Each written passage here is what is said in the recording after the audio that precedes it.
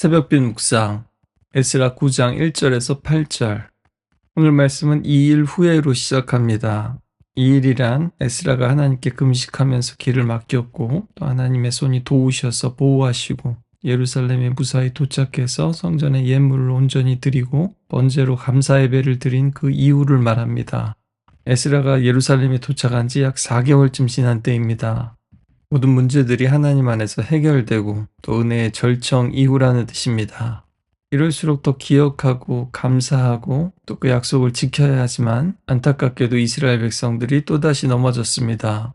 백성과 제사장들과 레위 사람들이 이방 사람들과 섞여서 가증한 일을 행한 거죠. 출애굽기와 신명기 말씀을 보면은 이방인들과의 결혼을 금지했는데 그 이유는 혈통 때문이 아니라 우상 숭배를 경계하기 위해서였습니다. 그러나 이들은 또다시 느슨해졌고 한두 가지 일에서 또 한두 사람씩 조용하게 타협하기 시작했고 다른 민족들과 구별되는 그 제사장 민족으로서 거룩한 백성으로서의 정체성을 잃어갔습니다. 거룩한 자손, 즉 거룩한 씨가 이방 사람들과 섞였고 그 일의 지도자와 관리들이 오히려 앞장섰다는 겁니다. 그들은 역사를 통해 또 포로의 경험을 통해서 이전 세대의 심판을 똑똑히 보았습니다. 우상 숭배 때문에 나라가 망하고 바벨론에 끌려갔다는 것을 너무 잘 알았죠. 그런데도 다시 돌아와서도 이런 일을 똑같이 반복하는 겁니다. 성경에서 하나님과 우리의 관계는 남편과 아내 그리고 부모와 자녀의 관계로 묘사가 됩니다. 그래서 2절의 죄악은 하나님과의 언약을 깨뜨리고 간음하고 불륜을 저질렀다는 겁니다. 이사야 6장에 거룩한 씨가 이 땅의 그루터기라고 말씀하셨는데 잎사귀만 무성했던 나무가 윗동이 다 잘리고 심판을 받았는데 이제 미래의 희망이 될 존재가 뿌리까지 썩게 만들었다는 그런 뜻입니다. 지금 이들이 누구입니까? 그 혹독한 포로기와 심판 속에서도 하나님이 가까스로 남겨두신 작은 불씨와 같은 남은 자들입니다. 그런데 이들마저도 세상과 구별할 수 없는 존재들이 되어버렸다는 겁니다. 마치 누가복음에 돌아온 탕자가 그 은혜를 받고서 또다시 재산을 가지고 집을 나간 것과 같은 겁니다.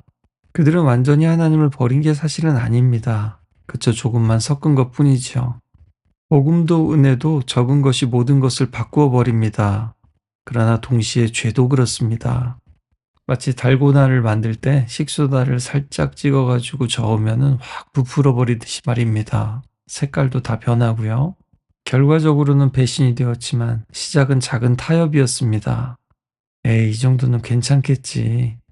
다른 사람들 다 이렇게 사니까 예수 믿어도. 이런 것들이 조금씩 선을 흐리고 또 은혜도 위에서 아래로 흘러가지만 죄악도 마찬가지입니다. 가장 지혜롭던 왕 솔로몬이 가장 많은 이방 여인과 결혼했고 결국에는 나라 전체를 무너뜨렸습니다. 지도자가 거룩함에 불순물을 섞기 시작할 때 타락도 위로부터 흘러가게 됩니다. 에스라는 큰 충격을 받고 속옷과 겉옷을 찢고 머리털과 수염을 뜯으면서 놀라 앉아 있었습니다. 이것은 고대 근동에서 일반적인 애도의식이었습니다. 나와 공동체의 운명이 망했다, 끝났다, 죽었다. 이것을 온몸으로 표현하는 겁니다. 느헤미야 같은 경우는 보면은 다른 사람들의 머리털을 뽑았는데 에스라는 자기 자신의 머리털을 뽑았습니다. 그는 저녁 제사 때까지 말없이 앉아있다가 드디어 무릎을 꿇고 손을 펴서 하나님께 기도합니다. 오늘 우리가 보면 너무나 과한 반응 같습니다. 혹은 오늘날 대책회의부터 열 것 같습니다. 그러나 에스라는 먼저 잠잠했고 하나님 앞에서 자신의 충격과 슬픔을 온몸으로 표현했고 그리고 하나님께 기도합니다. 심지어 자기가 저지른 죄가 아닌데도 말입니다. 에스라는 사도 바울도 말했던 것처럼 하나님이 세운 한 몸의 지체라는 것을 알았기 때문입니다. 공동체가 무너졌다면 내가 무너지는 것이고 공동체가 찢어진다면 내가 찢어지는 아픔을 느끼는 겁니다. 사실 우리가 믿음 생활을 할 때는 때론 이런 격한 반응을 보일 수밖에 없습니다. 만약 늘 평정심을 유지하고 또 점잖은 모습으로 한다면 그것 자체가 사실은 하나님에 대한 열정이 없고 무관심한 것은 아닌지 돌아볼 필요가 있습니다. 막상 내 일이나 내 가족의 일이 아니니까 쿨할 수 있는 그런 태도 말입니다. 오늘날 현대인들이 정말 우울증이나 분노 조절 장애를 많이 겪고 있지 않습니까? 하지만 정작 하나님이 우울해하시거나 분노하시는 일에는 어떻게 반응하고 있을까요? 이 소식이 들리자 4절에 보니까 하나님 말씀 앞에서 떠는 자들이 일어나서 에스라에게 모였습니다. 그렇지 않은 사람들은 죄를 부정하거나 책임을 회피하거나 자기 합리화하는 사람들일 겁니다. 오늘날 가정이나 공동체에도 문제가 생길 때 필요한 것은 해결사를 자처하는 사람들이 아니라 먼저 말씀 앞에 떠는 사람들입니다. 믿음의 역사뿐만 아니라 불신앙의 역사도 알고 이제 그 길로 가서 심판을 받는 것을 두려워하는 사람들입니다. 죄를 인정하는 공동체, 거기로부터 회복이 시작됩니다. 한국 기독교 역사 속에서 평양 대부흥도 또 남아프리카 공화국의 진실과 화해위원회도 마찬가지였습니다.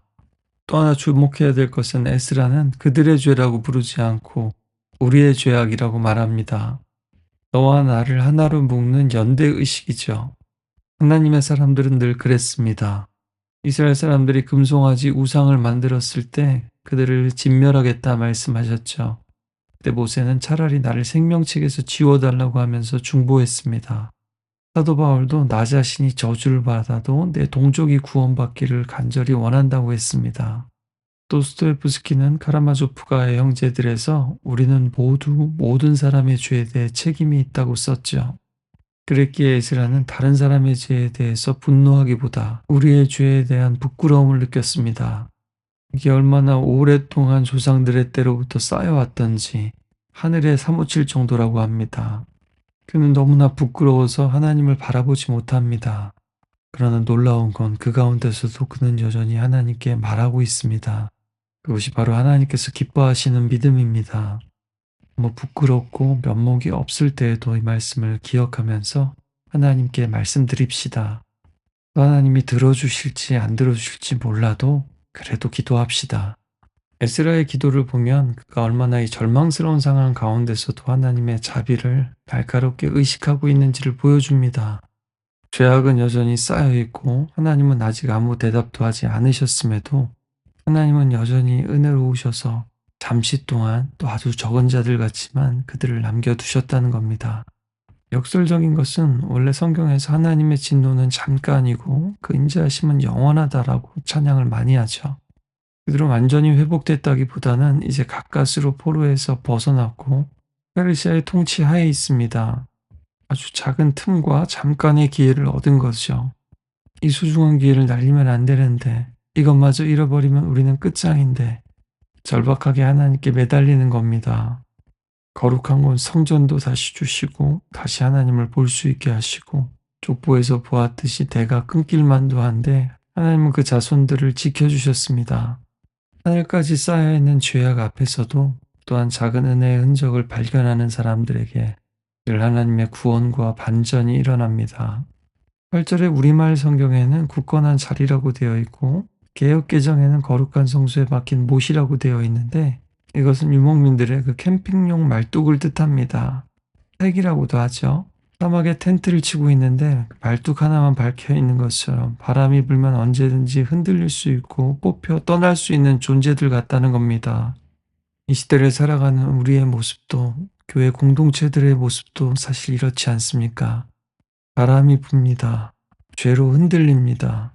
그러나 마귀가 우리를 무너뜨리려고 해도 하나님은 다시 그러나 이제라고 말씀하십니다. 오늘도 하나님 앞에 우리의 죄악을 고백하며 하나님 그러나 이제라고 또 말씀해 주십시오. 또 우리 자신이 거룩한 씨가 되고 우리 옥스퍼드 한인교회가 거룩한 구루터기가 같은 교회가 되게 해달라고 함께 기도합시다.